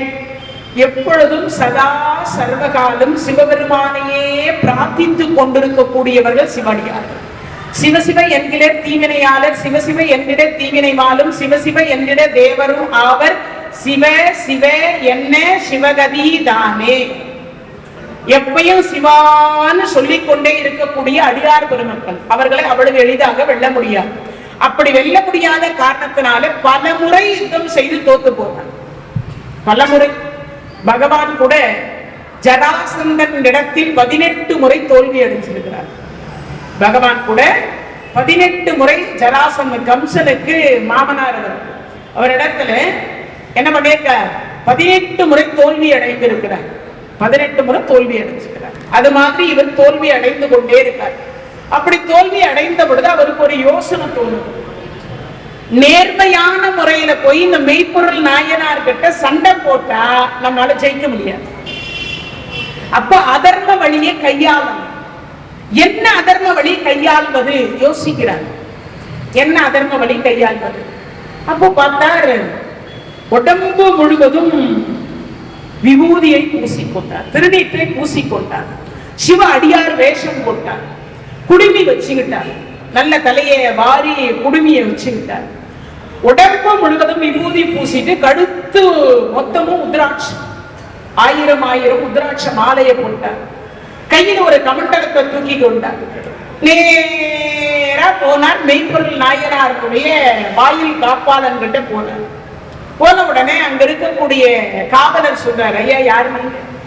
கண்டுபிடிக்க முடியல, யாராலையும் அந்த வேஷத்தை கண்டுபிடிக்க முடியல. எல்லாரும் பாக்குறாங்க. ஐயா வணக்கம், நீங்க யாரு? நான் ஒரு சிவடியார். இங்க யாரு பார்க்க வந்தீங்க? உங்க அரசன் மெய்ப்பொருளை பார்க்க வந்தேன். ஐயா எதற்காக பார்க்கணும், நீங்க எதற்காக பார்க்க வந்துக்கிறீங்கன்னு அவர்கிட்ட சொல்லணும். என்னிடத்துல சிவபெருமானுடைய பொருள் ஒன்று என்கிட்ட இருக்கு. அவர் பாடிய பதிகத்துல ஒரு பதிகம் என்கிட்ட இருக்கு. ஓ அப்படியா, சரிங்கய்யா நீங்க போங்க. அனுப்பிச்சு வச்சார். அங்க தத்தன் என்று ஒரு இவருக்கு மந்திரி, யாருக்கு? மெய்ப்பொருள் நாயனாருக்கு. அங்க தத்தன் என்கின்ற ஒரு காவலாளி. அவன் உண்மையை தவிர சத்தியத்தை தவிர வேற ஒன்றும் அவன் பார்த்த உடனே நினைக்கிறான், வித்தியாசமா இருக்கே கோலமே. ஐயா நீங்க யாரு? நான் சிவடியார். எங்க வந்தீங்க? இல்ல மெய்ப்பொருள் நாயனாரை பார்க்க வந்தேன். இல்ல இப்பொழுது அவர் உறங்கி கொண்டிருக்கிறார், நீங்க பிறகு வரலாமே. இல்ல சிறிது நேரம் ஓய்வு எடுத்துக் கொள்ளுங்க, மன்னர் விழிந்ததுக்கு அப்புறமா நான் உங்களை அழைச்சிட்டு வரேன். இல்ல இல்ல நான் இப்பயே பார்த்தாலும். இவர் எவ்வளவு தடுத்தும் கேட்கல. கேட்காத பொழுது அவர் சொன்னார், நான் சிவாடியார், தடுக்கிறாய் நீ என்னை? சிவாடியாரை தடுக்க கூடாது என்ற நியதி கூட உன் மன்னன் உனக்கு சொல்லி கொடுக்கவில்லையா? கொஞ்சம் கடுமையா பேசினார். இதை கேட்ட உடனே அவர் பார்த்தாரு, சரி தொந்தரவு பண்ணாம பேசிட்டு வந்துருங்க. அங்க உள்ள போன மெய்ப்பொருள் நாயனார் படுத்துன்னு இருக்கார். கால் மாட்டில் அவருடைய மனைவி அமர்ந்து கொண்டிருக்கிறார். அப்படி அமர்ந்து கொண்டிருக்கிறத பார்த்த அடுத்த வினாடி பார்த்த அவங்க மனைவி சொல்றாங்க, யாரோ ஒரு சிவடியார் வந்திருக்கிறார். சுவாமி வணக்கம், யாரோ ஒரு சிவடியார் வந்திருக்கிறார். அப்படியா? இவர் எழுந்து நின்று துடிச்சு பார்க்கிறார். ஐயா வாங்க வாங்க வாங்க, வணக்கம். சொல்லி இருந்தா நான் எங்க இருந்து வாசற்படியிலிருந்து உங்களை வரவேற்பு கொடுத்து பூரண கும்ப மரியாதை கொடுத்து அழைத்து வந்திருப்பேனே. நீங்கள் வருவதாக இல்லை, திடீரென்று இந்த பக்கமாக வந்தேன், உன் ஞாபகம் வந்தது. அது மட்டும் இல்ல, சிவபெருமானுடைய ஒரு பொருள் என்கிட்ட இருக்கு, அதுவும் மெய் பொருள். சொன்ன உடனே இவர் பார்த்தார், ஒருவேளை சிவத்தை பார்த்தா உடம்பெல்லாம் விபூதி, கழுத்து நிறைய உத்ராட்சம், பார்ப்பதற்கு அப்படியே சிவனையே நேர்ல பார்த்த மாதிரி இருக்கு. அதனால பொய் சொல்ல மாட்டார்னு நினைச்சு, சரிங்கய்யா நீங்க உட்காருங்க. என்னம்மா பார்த்து கொண்டிருக்கிறாய்? ஏதாவது அவருக்கு கொண்டு வா, பாத பூஜை செய்யலாம். நீ மட்டும்தான் பாத பூஜை செய்யணும், உன் மனைவி செய்யக்கூடாது. அது மட்டும் இல்ல, அந்த மெய் பொருளை நான் உன்னிடத்தில் கொடுக்கிற பொழுது, அதை கொடுக்கிற இல்லையா, அப்போ இங்க யாரும் இருக்கக்கூடாது, உன் மனைவியும் இருக்கக்கூடாது, நீ நான் 2 பேர் தான் இருக்கணும். சொன்ன உடனே இவர் உண்மை என்று நம்பிட்டார். நம்பியதுனால சொன்னார், நீ இல்லற எங்க அந்த புறத்தில் இருப்பாயாக, நான் பிறகு வருகிறேன். இவர் சொல்லி அடுத்த வினாடி பார்த்தார், இங்க இருந்து அந்த புறத்துக்கு அந்த அம்மா போயிட்டார். வாசற்படியிலே தத்தன் நின்று கொண்டிருக்கிறார். அப்படி நின்று கொண்டிருக்கிறார். இவர் பார்த்தார், தான் அமரக்கூடிய சிம்மாசனத்துல அந்த சிவாடியார உட்கார வச்சார். உட்கார வச்சுட்டு இவர் கீழே பாதத்துல இருக்கிறார். ஐயா அந்த பதிகம் என்னவோ, அந்த பொருள் என்னவோ, இப்பொழுது தாருங்கள், இப்பொழுது சொல்லுங்கள். இவன் எழுந்து நின்று மறைச்சி இடையில வால் வச்சிருந்தான். அந்த வாளை எடுத்து ஒரு வெட்டு வெட்டிட்டான். உடம்பெல்லாம் உதிரும், உடம்பெல்லாம் உதிரும். இப்போ அந்த வழி தாங்க முடியாம அரசன் கத்துறார். யாரு? மெய்ப்பொருள் நாயனார் கத்துனார். வாயில்ல நின்று கொண்டிருக்கக்கூடிய தத்தன் ஓடி வந்தான். அந்தோ நான் அப்பொழுதே நினைத்தேன், இது ஏதோ ஒன்று போலியாக இருக்கிறதே என்று நினைத்தேன். சிவ அடியார்கள் இப்படி பேச மாட்டார்களே என்று நினைத்தேன், கோபப்பட மாட்டார்களே என்று நினைத்தேன். ஆனால் இவர் கோபப்படுகிற பொழுதே எனக்கு ஒரு சந்தேகம் இருந்தது. அவர் இடை வாளை உருவினார். யாரு? தத்தன் உருவினார். உருவி அவரை வெட்ட போனார். அப்போ மெய்ப்பொருள் நாயனார் சொல்றார், அவர் சிவ அடியார். இப்ப என்ன கோலத்துல இருக்கார்? சிவன் கோலத்துல இருக்கார். அவரை கொல்லுவது பாவம். அவரு நம் அடியார். என்ன சொல்றார்? அவர் நம் இனத்தவர், அடியார்களுடைய இனத்தவர். அவரை கொல்லக்கூடாது. நீ மட்டுமல்ல, இந்த நாட்டில் இருக்கக்கூடிய எவரும் என்னை கொன்றார் என்பதற்காக அவரை கொல்லக்கூடாது. தத்தா, அவரை பாதுகாப்பாக அவர் எந்த எல்லைக்கு போக வேண்டும் என்று நினைக்கிறாரோ அதுவரைக்கும் இந்த மன்னனுடைய ஆணை, அவரை கொண்டு போய் நீ அங்கு விட்டுட்டு வா. எல்லாம் சூழ்ந்து கொண்டார். அந்த நாடே சூழ்ந்து கொண்டது இவனை கொல்லுவதற்கு. அப்ப தத்தன் சொல்லுகிறார், அரசருடைய ஆணை, இவரை எவரும் கொல்லக்கூடாது, இவருக்கு ஒரு தீங்கும் செய்யக்கூடாதுன்னு அவர் ஆணையிட்டு இருக்கிறார். இவர் உயிருக்கு நானே பாதுகாப்பாக நின்று கொண்டு போக சொல்லியிருக்கார். அதனால் எல்லோரும் மன்னியுங்கள், என்னையும் மன்னியுங்கள், அரசனை கொன்றவரை எம்மால் கொல்ல முடியவில்லையே என்று நானே பாதுகாப்புக்கு சென்று கொண்டிருக்கிறேன் வேதனையில். அதனால் நீங்களும் அப்படியே இருங்கன்னு சொல்றார். இவர் அந்த எல்லையை தாண்டி கொண்டு போய் அவர் எங்க போகணுமோ அங்க கொண்டு போய் விட்டுட்டு இவர் திரும்பி வருகிறார். வந்த உடனே மெய்ப்பொருள் நாயனார் உயிரை கையில பிடிச்சிட்டு இருக்கார். அவரை கொண்டு போய் நல்லபடியா விட்டுட்டு வந்துட்டியா தத்தா? அவருக்கு ஒன்றும் ஆபத்தில்லையே. இல்லை மன்னர், அவரை நல்லபடியாக கொண்டு போய் விட்டு விட்டாயா? நல்லபடியாக கொண்டு போய் விட்டு விட்டேன். இப்பொழுதுதான் அவர் சொல்றார், கொஞ்சம் கொஞ்சமா போயிட்டு இருந்த உசுறு இப்பதான் எனக்கு உசுறு வந்துச்சு என்ற. இப்ப கொஞ்சம் கொஞ்சமா போயிட்டு இருந்த உயிர் எனக்கு இப்பதான் உசுறு கொஞ்சம் வந்தது அப்படின்னு சொன்னார். சொல்லி அடுத்த வினாடி பார்த்தீங்கன்னா அவர் உயிர் பிரியுது. எங்க பிரியுது? உயிர் பிரியுது. அப்படி உயிர் பிரிகிற பொழுது நினைக்கிறார், தில்லை நடராஜ பெருமானே, உங்களை நான் காண வேண்டும் என்று நினைச்சார். அங்கு தில்லை நடராஜ பெருமானாக இருக்கக்கூடியவர் அவருக்கு காட்சி கொடுத்தார். காட்சி கொடுத்ததோடு மட்டுமல்லாமல் என்ன சொன்னார்? என் உருவம் கண்டதனால் எவரையும் உன்னை கொல்ல வந்தவனையே கொல்ல வேண்டாம் என்று சொன்னாயே, மெய்ப்பொருளாக நீ இருந்தாயே, அதனால் இன்றைய தினத்திலிருந்து உனக்கு மெய்ப்பொருள் நாயனார் என்று உன் பெயர் விளங்கட்டும் அப்படின்னு சொல்லிட்டு அவரை கைலாயத்திற்கு சிவபெருமான் அழைத்து சென்றார். அதுதான் சுந்தரமூர்த்தி நாயனார்கள் என்ன சொல்றாரா? மெய்ப்பொருள் நாயனாருக்கும் அடியே, மெய்ப்பொருள் நாயனாருக்கும் அடியேன் என்று சொல்லுகிறார்.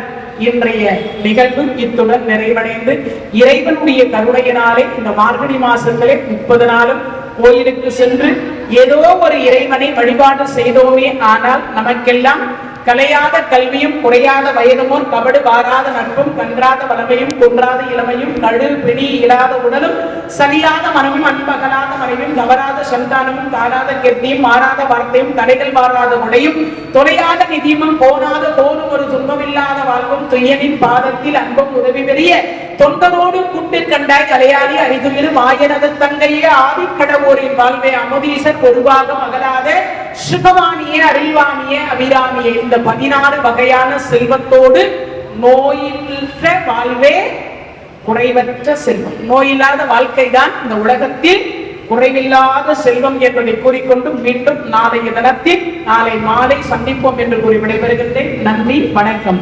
தென்னாடுடைய சிவனே போற்றி, எந்நாட்டவர்க்கும் இறைவா போற்றி, வெற்றிவேல் முருகனுக்கு அரோகரா. நன்றி, வணக்கம்.